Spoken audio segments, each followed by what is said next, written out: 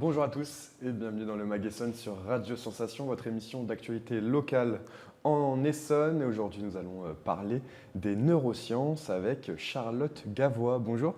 Bonjour.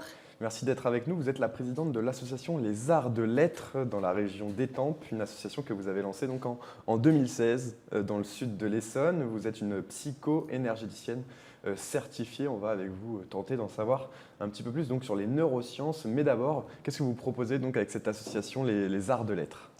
Alors très brièvement, les Arts de Lettres, c'est une association qui propose de pratiquer les états de conscience augmentés pour résoudre un certain nombre de problématiques dans sa vie qui vont de l'ordre de problèmes comportementaux, là on va avoir les troubles du sommeil, à des problèmes de stress, on a beaucoup de burn-out en ce moment et pour ce faire, nous on a une batterie d'outils qui vont du yoga, yoga du son, massage sonore, donc beaucoup de choses avec le son, jusqu'au son binaural, cette technique d'une neuroscience auditive. Et voilà, on a fait les grandes lignes. Et à partir de là, on identifie avec vous votre problématique et on voit quel va être le chemin et les outils qui vont être les plus appropriés. Alors, depuis 15 ans, vous pratiquez donc les états de conscience augmentés et le son binaural. Alors, comment est-ce que vous avez découvert toutes ces pratiques ? Alors, le son binaural qui nous intéresse aujourd'hui, je l'ai découvert via un institut aux États-Unis qui s'appelle l'Institut Monroe. Il est en Virginie. Et en fait, ils sont les précurseurs de cet outil. Ça fait 50 ans qu'ils l'ont mis en œuvre. C'est assez peu connu en France. On doit avoir 3 ou 4 ce qu'ils appellent des outreach trainers, c'est-à-dire des personnes certifiées, habilitées à utiliser ce type d'outil. Donc il y en a seulement 3 ou 4 comme vous en France. Vous voilà, faites partie de ces personnes. Exactement. Parce qu'il a fallu faire la démarche d'aller passer un certain temps dans leur institut aux États-Unis pour d'abord le pratiquer sur soi et ensuite pouvoir accompagner d'autres à découvrir cette technique. Donc avec le son binaural, ça permet donc d'être dans différents états de conscience. De quels états de conscience on parle? Il y en a beaucoup? Alors, il y a les états de la conscience, il y en a qu'on connaît bien parce que c'est l'état de veille où on est à l'heure actuelle, l'état de sommeil, les états hypnotiques, on connaît pas mal aussi maintenant, le coma est un autre état de conscience. Je vous ai dit des grands, voilà, c'est-à-dire le cerveau va se mettre dans des ondes cérébrales particulières qui fait que ça rejaillit sur ce que fait votre corps physique. Alors ces pratiques sont, vous l'avez dit, assez peu développées en France, mais c'est aux États-Unis qu'elles sont le plus connues. Le son binaural peut donc, entre autres, soigner les troubles du sommeil. C'est ce qu'on va voir dans cette émission. À partir de quand est-ce qu'on peut se désigner comme étant victime de troubles du sommeil ? Alors, en général, les troubles du sommeil, l'expérience que j'en ai, c'est les gens ont du mal, vraiment du mal à s'endormir. Donc, ça leur prend longtemps, voire 1 heure, 2 heures à s'endormir parce qu'ils ressassent des pensées qui tournent en boucle dans leur mental. Ça, c'est un des cas les plus communément rencontrés. Ensuite, il y a des personnes qui se réveillent très vite au bout de 3-4 heures de sommeil, qui vont être fatigués pendant la journée parce qu'ils considèrent qu'ils n'arrivent pas à dormir assez longtemps. Ça, c'est un autre type de trouble du sommeil. Et puis, on arrive jusqu'à des gens qui ne dorment pas de la nuit. J'ai rencontré 1 ou 2 personnes comme ça et qui font des micro-somnolences dans la journée, mais qui n'arrivent plus à dormir la nuit du tout. On peut donc réussir à vivre sans dormir? C'est possible? Eh bien, il y a certains êtres humains.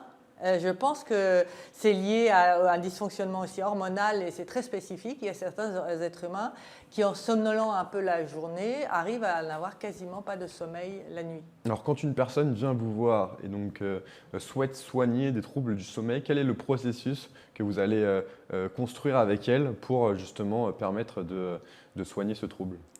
On va d'abord faire un bilan en quelque sorte elle va me décrire ce qu'elle fait au lieu de dormir. Et donc, assez vite, je vais avoir l'information de ce qui est à l'œuvre à l'intérieur d'elle, qui fait que son corps physique maintient ce degré de vigilance éveillée au lieu de se détendre pour s'endormir, au lieu de sécréter de la mélatonine, qui est dans le cerveau ce dont on a besoin pour s'endormir, passer de la sérotonine de jour à la mélatonine de nuit. Et ensuite, je vais aussi, en fonction de ce qu'elle va me dire, identifier à quel moment elle a des troubles du sommeil, parce que le sommeil, c'est des grands cycles d'1h30, où on part d'un sommeil léger et on s'enfonce progressivement dans un sommeil beaucoup plus lent, avec à chaque fois des ondes cérébrales, selon le sommeil où on est. On connaît bien ces ondes, et le principe du son binaural, c'est qu'on peut faire émettre artificiellement à notre cerveau l'onde cérébrale que l'on souhaite qu'il émette. Comment ? Parce qu'on fait écouter dans nos oreilles le différentiel. Donc si je veux une onde de 3 Hz, je vais faire écouter 100 Hz d'un côté droit, 103 Hz du côté gauche. Mon cerveau va sémisynchroniser cerveau droit, cerveau gauche et émettre une onde cérébrale de 3 Hz. Alors justement, vous n'êtes pas venu les mains vides, vous nous avez ramené un petit extrait de son binaural. Alors c'est un petit peu particulier, on prévient les auditeurs, mais écoutez, on en reparle juste après pour décortiquer un petit peu ce son.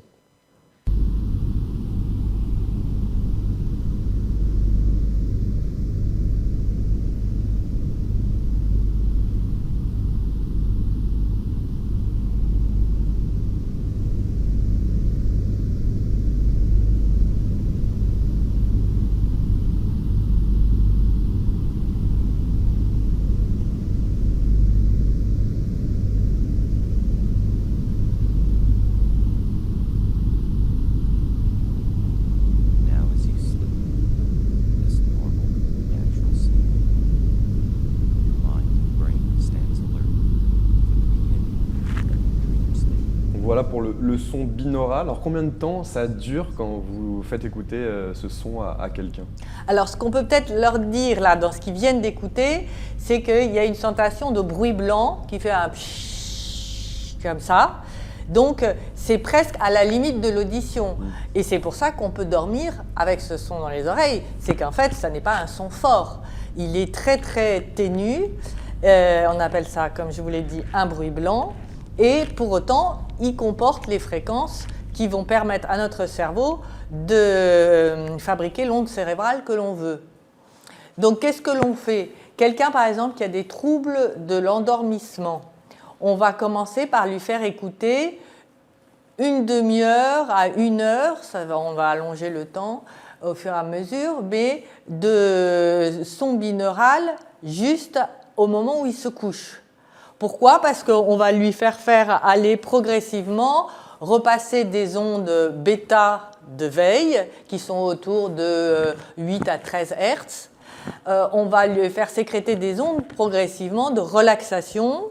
Donc on va descendre en ondes alpha, entre 8 et 13 Hz. Puis on va descendre encore comme ça jusqu'aux ondes delta. Delta, c'est le sommeil profond, il est entre 0,3 et 3 Hz. Donc, on fait comme ça descendre le cerveau avec des fréquences qui vont bouger, mais nous, on est dans un état, celui qui écoute, de relaxation profonde, et il n'a rien à faire d'autre que se laisser aller, en fait. Et il n'entend quasiment au bout d'un moment plus rien. Et ce qui est incroyable, c'est que même quand il n'entendra plus rien, qu'il sera déjà dans un premier sommeil léger, son cerveau, lui, continue à capter le différentiel de fréquence et sémisynchronise et émet l'onde cérébrale pour descendre dans le sommeil plus profond. Et pour finir, est-ce que vous avez réussi à soigner un grand nombre de troubles du sommeil grâce à cette méthode ? Ah bah alors, grand nombre, c'est encore assez peu connu en France. Donc moi, au cours des 4-5 dernières années, j'ai dû voir passer une dizaine de personnes qui avaient vraiment envie de ne pas se servir de tous les médicaments qu'on peut utiliser dans ce cas-là, mais d'avoir, pour ne pas avoir leurs effets secondaires la journée, d'avoir une solution alternative par le son. Sur ces 10 personnes, elles ont toutes retrouvé un sommeil bien amélioré. Pour celles qui partaient de très loin, elles se rendent ensuite autonomes et pendant longtemps, elles vont écouter, même pendant qu'elles dorment, du son binaural pendant 8 heures toute la nuit. C'est-à-dire qu'on met un casque qui s'appelle Pyjama for Your Ears. Il a la spécificité d'être un bandeau, d'être très plat et donc du coup de ne pas vous gêner quand vous tournez. Et pendant presque un an, ces personnes, elles ont mis leur bandeau auditif pendant 8 heures pour retrouver leur cycle de sommeil d'1h30 régulièrement avec le passage par les différents états de conscience. Mais pour toutes, on a abouti à retrouver un sommeil à peu près normal et pour la plupart totalement normal sans même avoir besoin d'avoir un nouveau recours au son binaural ensuite. Eh bien, merci beaucoup Charlotte Gawa d'avoir été avec nous. Merci à vous. Je rappelle que vous êtes donc la présidente de l'association Les Arts de Lettres dans le sud de l'Essonne.